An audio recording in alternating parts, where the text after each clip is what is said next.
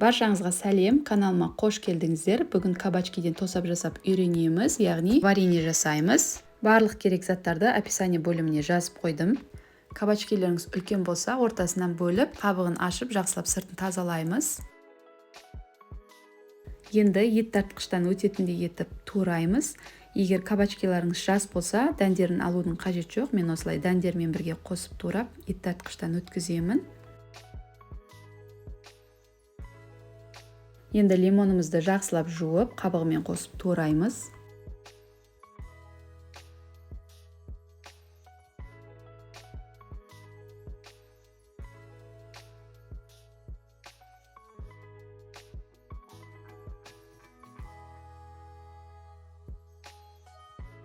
Барлығын турап болғаннан кейін ет тартқыштан өткіземіз. Лимонды қабығымен өткіземіз. Енді барлығын өткізіп болғаннан кейін асты жабыспайтын қазанға аударып, үстіне қантымызды салып жақсылап араластырып, жай отта 40 минут пісіреміз.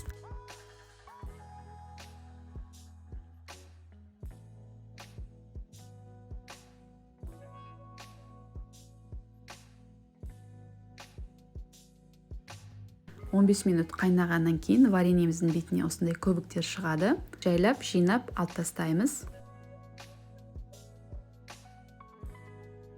Асты жабысып қалмас үшін 5-10 минут сайын жиі араластырып тұрыңыздар. Алдын ала осылай банкаларымызды булап тазалап аламыз. Міне біздің вареньеміз дайын. Енді банкаларға салып жабамыз.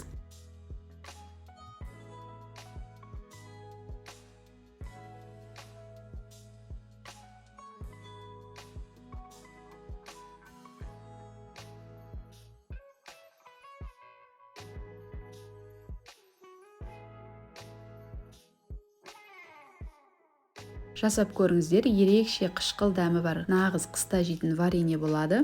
Видеом ұнаса, лайк басып, комментарий жазып, каналыма тіркелуді ұмытпаңыздар. Алдағы уақытта көптеген мастер-класстар шығады.